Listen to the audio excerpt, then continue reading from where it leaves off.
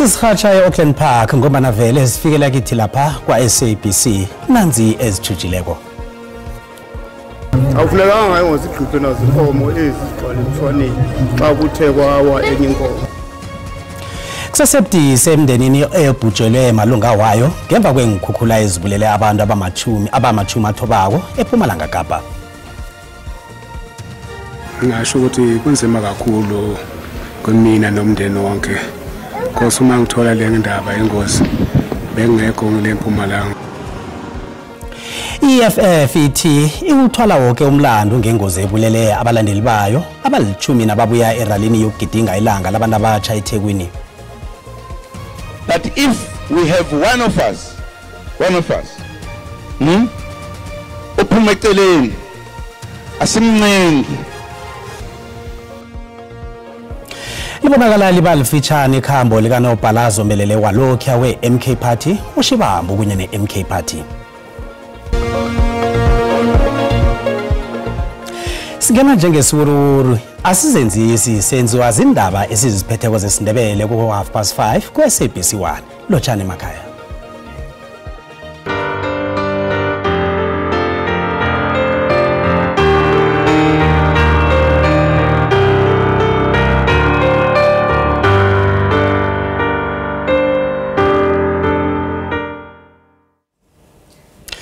Isifunda sePumalanga Kapa sizokubamba ilanga elikhulu lokukhumbula bonke abongazimbi ababhubhe ngengikhukhula esifundeni lesi. Sikhuluma nje bamachumi abantu abakhambele kilehlekelele. Imndeni yalabo abangatholakaliko sahlezi ethembeni njengoba ingqhema ziragela phambili nokubhudula amanye amalunga wemndenabo. Nanyana kunjalo abantu abanomusa baragela phambili nokutshengisa ubuntu emndenini ethindekileko. Bamateksi bemthatha babekele ngeqadi ukungaboni ngalihlolinye babekelela phambili ubuntu nemizamo yokusiza abongazimbi behlekelele yengikhukhula endaweni leya. Abosomateksi aba banikele ngokudla kibongazimbi bezindlu ezemukene ngikhukhula. Awufunekanga ngayo ngozigqibhe nazo inkomo ezigcwala emthwaneni xa kuthe kwawa enye inkomo. Nathi sibabantu lanhlungu kwababantu leyivuthi yiyo ke ngolento isibuthi apha masibonakale njengabantu abaphila phakathi kwababantu singwabi imandla ukuthatha imali yabo kuphela xa bekhwela kuthi ezimotweni zethu. Nathi mngesenze ngekho kubo sicaphule enye inhlungu yabo kulento ehlileyo.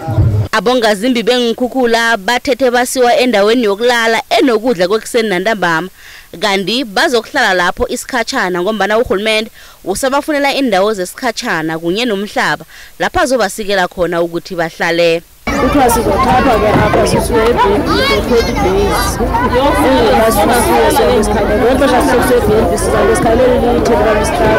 Ibhizinisi yomphakathi yama-China nayo ihlanganyele ngokunikela kibongazimbi yatshengisa ubuntu.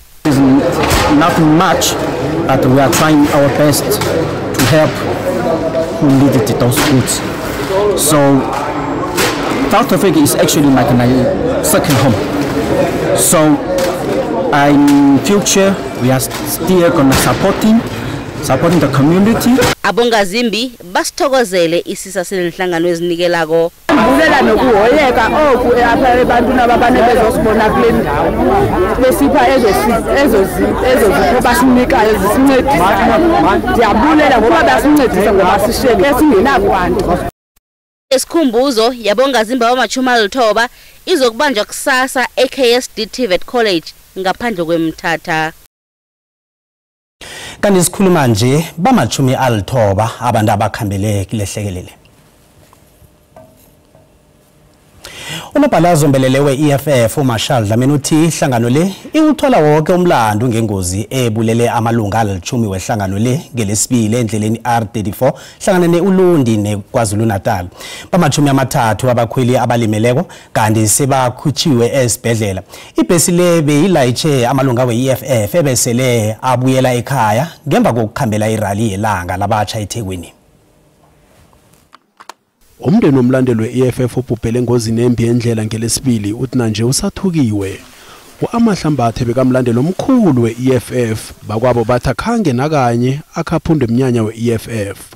Bakwabo bathi bekathabile nakayeThekwini emnyanyeni we-EFF okugidinga ilanga labatsha.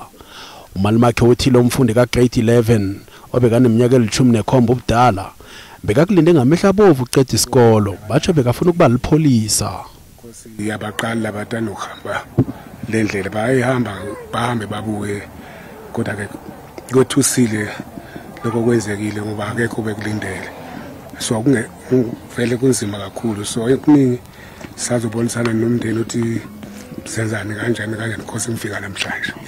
Umshayeli webhesi nayo sesesibhedlela ubhujelwe indodana engozini le. Baholi be-EFF bathi basalinda umbiko opheleleko ngengozi le babe batsho nokuthi bazozithwala indleko zomngcwabo. Those that have got the expertise to give us that information.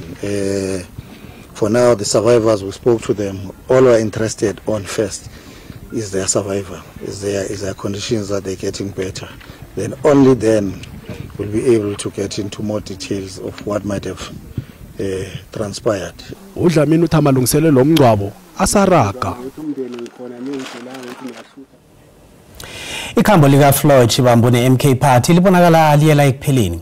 Kanti ngomvulo eminyanyeni wokugidinga ilanga labantu abatsha, umholi wehlangano le uJacob Zuma uhlabe ngamagama abukhali laba abikhababa nobhalazo mbelele behlangano le ekupalwa hlangana uShivambu. Okutshiwo nguZuma ngoShivambu kutshengisa bona uShivambu ungenzeka aklame ihlangano yakhe. Ngomhla ka-14 kuRhoboyi ngomnyaka opheleleko zijugulula izinto ehlanganweni ye-EFF ngemva kokuthi isekela likaMengameli langaleso sikhathi uFloyd Shivambu athumela unobhalazombelelo we-EFF uMarshall Dlamini nomengameli we-EFF uJulius Malema incwadi yokuthokoza ehlanganweni le. Encwadini leyo uShivambu watsho bona ngeke avuselela incwadi yokuba lilunga lehlangano ayisungulako watsho nokuthi uzokujoina i-MK Party. I did not renew the membership of the EFF because I will join and participate in umkhonto wesizwe party. I-EFF ne-MK Party zithome lapho ngingasazwani uJulius Malema wabona ingasuthi umnganakhe umkhaphele nomengameli walokho uJacob Zuma. Nanyana kube nokudosana nomntwana kaZuma uDuduzile Zuma uShivambu bekajamile ekutheni ihlangano leyingi yokwaphela engabumbanisa abantu abanzima. uShivambu bese kahlezi maquphe njengoma ni-MKP iphenye ivakatsho lakhe lesondweni lika Shepherd Bushiri eMalawi. Political parties that say they do not want unity with MK, we are going to unite voters and then leave them alone as leaders. Ngemva kwemveki atsholo kethembisa uShivambu wamemezela bona ususiwe esikhundleni sokuba ngunobhalazombelele kanti uye eParliament. The national officials have come to a decision to redeploy Commander Floyd Shivambu as the Secretary General of the party and redeploying him to the National Assembly. Ekulumeni rabantu abaningi umholi wehlangano li uJacob Zuma uhlaba uShivambu ngamagama nabe kakhuluma eminyanyeni welanga labantu abatsha ngomvulo. Nanyana ngakhanga mkhekhule ngegama kodwa uZuma ukubeke kwakhanya bona labo bangakhamisana negadango lehlangano li bavumelekile ukuchiya phasi bazithomela inhlangano zabo. That if we have one of us uphuma eceleni asimncengi, let me just tell you, abantu sebeke baba Secretary General kule sebe u7 manje kuba sidlala noma ngabe uzazi ukuthi umkhulu uyathandwa yikho konke, we don't care. Enyangeni ezili-18 ihlangano liyikhona i-MKP ibe nabo nobhalazombelele abalikhomba uShivambu nguye kwaphela ubonakala nekhono lokungasungula ihlangano yakhe. Ekani khasini lethu le-Facebook sibuze ngayo indaba kaFloyd Shivambu asizumbono wakho mbukeli uyalandela.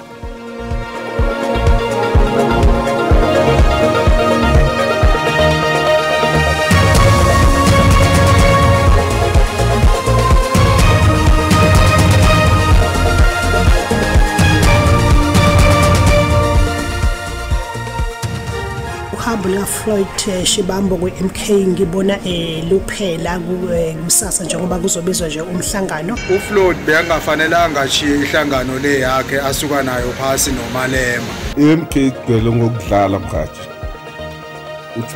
uShivambu akabuyele emuva kwe-EFF. Kuningi ngempela kwi-MK kuyaphithizela ngempela angilazi iqembu nendaba ezingaka. Ngeke ngimangaleke kule press conference athi uzoyenza manje uzomamezela ukuthi mhlawumbe uyahoxa ekubeni ingxenye yeqembu ye-MK Party.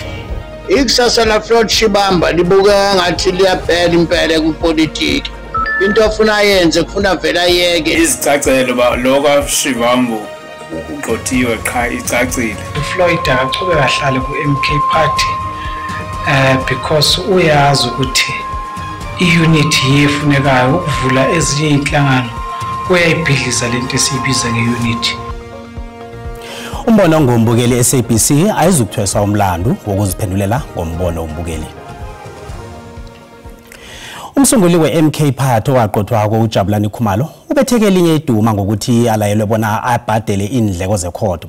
Lokhu kuza ngemva kobana ahocise isibawo sakhe asifake ngokuhabileko sokuhlolisa kwe-MK Party njengekhampani engasebenzeli inzuzo. uKhumalo wathi batsho igama lakhe lisuswe ngokungemthetho njengomnqophisi wekhampani engasebenzeli inzuzo i-MK Party emhlolweni yekhampani ehlolisa ikhampani i-CIPC.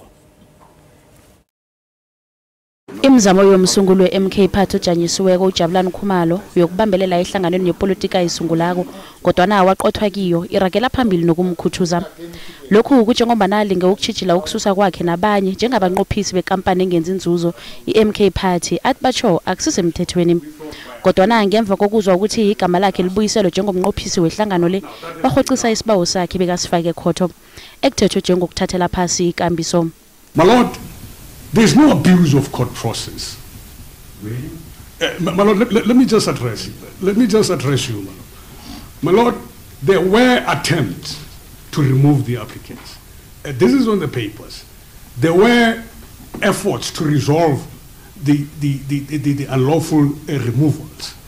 Isibawo sikaKhumalo sifakelwa amehlo ngemva kobana amaqotho we-MK Party azise ikhotho ukuthi igama likaKhumalo libuyiselwe njengomnqophisi ngomhla ka-13 kuMgwengweni iveke ngaphambi kokuthi kulalelwe icala. Kodwa uKhumalo waragela phambili nesibawo sakhe esihabileko.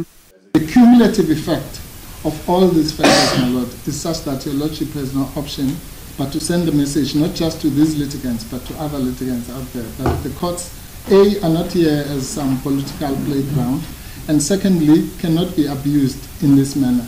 Ngalokhu ke ikhotho ikhuphe indaba lehelweni yathi uKhumalo abhadele indleko. Nasibuya entolo. Ngikhuthaza nabanye abasemakhaya abakule ejengiye ukuthi bangasabi aba-honore ukuthi beze langa beze elo ukuzo-honora amasiko wabo bangasabi ni. Abuye ngehahla amasokana wesigodlo sakaNkwana kwaMhlanga eMpumalanga.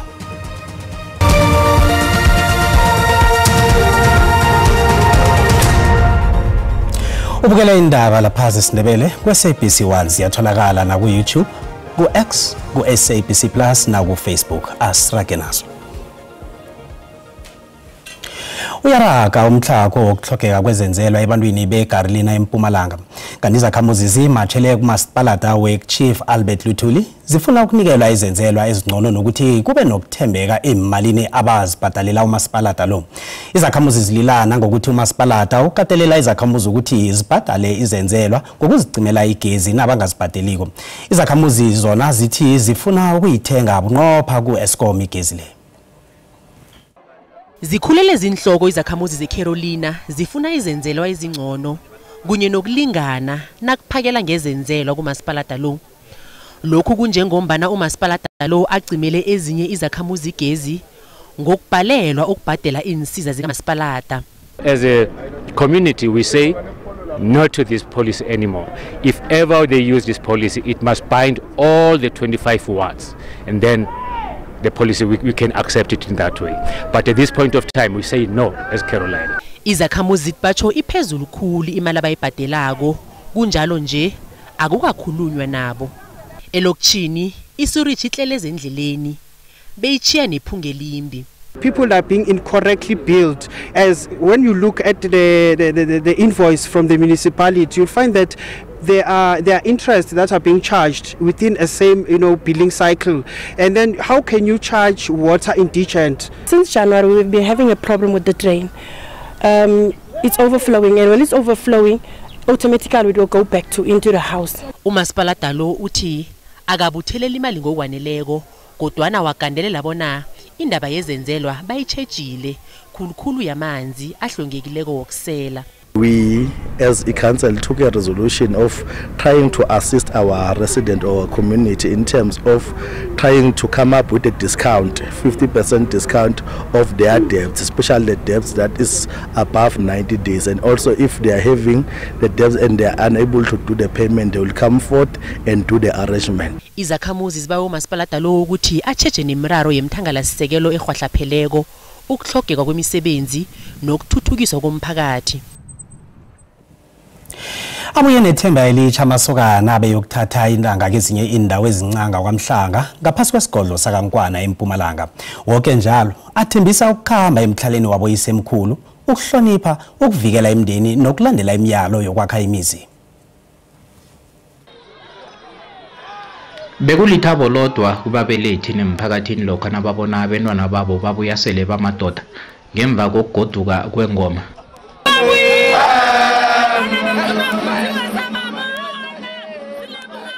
Ngemva kwenyanga embili zonke abantwana bawele ngapha Lord namhlanje babuyile nabo babonakala bathabile ukubuya emakhaya.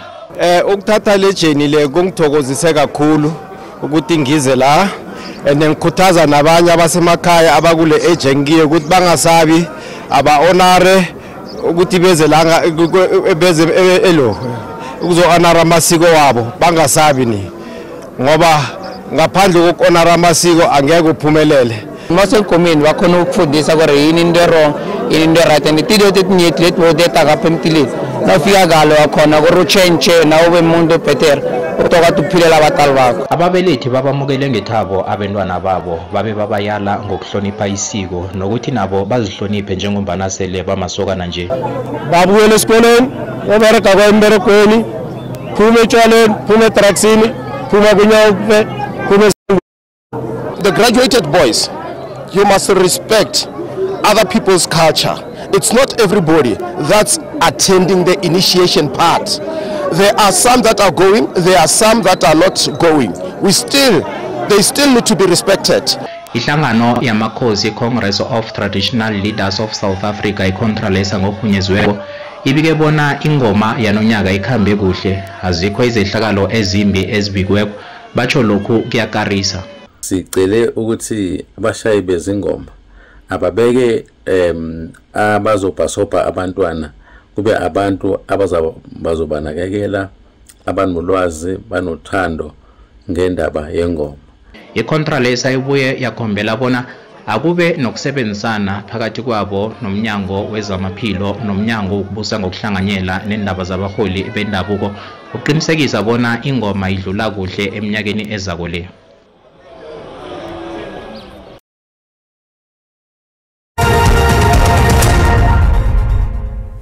Kezemali ranta liqinile nalinganiswa nezinye imali ezikulu.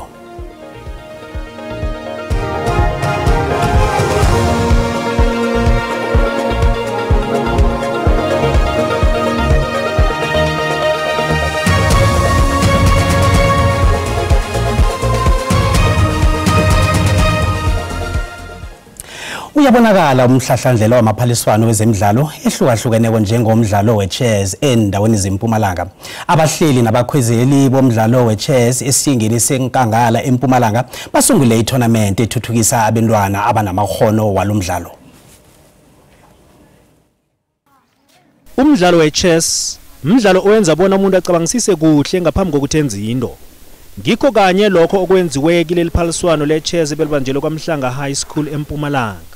Ngomnqopho ukuthuthukisa abantwana beminyaka elikhomba ubudala ukuya phezulu ngokubakhaliphisa nokubavulela amathuba abe badinywe wona phambilini ekubeni banebizelo lalomdlalo wechess othondelako ebantwini abanzima. Lo mdlalo ohlelwe njengendlela yokugidinga inyanga yabantu abatsha. Sisabawa kubazali manje ukuthi basisupporte ngoba umdlalo wethu wechess lo awusi umdlalo ojwayelekile njenge football. Sekela likasihlalo womkhandlu wezemidlalo kuWard 32 ngaphasi komasipalata weThembisile uthi kusese kunengi abakuhlele ngechess emphandeni neyingini zemkobola. Ngibo kosta ukuthi bazi ukuthi ama game wonke wechess adlala nini. Bafundi bazimisele khulu ngalomdlalo njengebizelo elibakhaliphisa engqondweni khulukhulu emfundweni ezifana nemathematics. iyasisusa endabeni zokuthi gcine sizibandakanyisa nendakamizwa sibhema siyeba dambi indlelende sizofika lana ngijabulile ngokuthatha number 1 ke kule ndawo lena uyabuka umphakathi azali ke asihlanganeni siboneni ukuthi inkinga lesi ngayirarulula njani silisa ukukhombana ngeminwe ngingumapande Thombeni kwaMhlanga eMpumalanga. Ake sihlole uSibu kuKwekwezi FM abona abaphethe ziphi namhlanje. Sibu kukhamba njani ngakuwe? Rekisilojisa umbukelo khona usekhaya kungolosithathu ke namhlanje okuvelako kungukuthi batsho lapha esifundeni seGauteng kusahlele ubulwelwe bomungu. Umnyango wezamaphilo lapha esifundeni seGauteng uthi usikimile ujame ngenyawo. Ngale kwalokho kuthoma izolo kufikela namhlanje lapha kumasipala weGovan Mbeki esifundeni seMpumalanga bekade kubanjwe umhlangano wabantu abatsha. Umhlangano lo bekade ubanjwe le-office likaMeyara umhlonitshwa uZuma lapha eMpumalanga. Sizokuzwa ke ukuthi ukhambe njani umhlangano loyo njengengcenye yenyanga yabantu abatsha.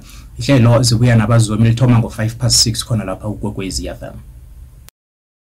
Ngiyathokoza Sibu, mbukeli asikhambe sokuqala ubujamo bezulu.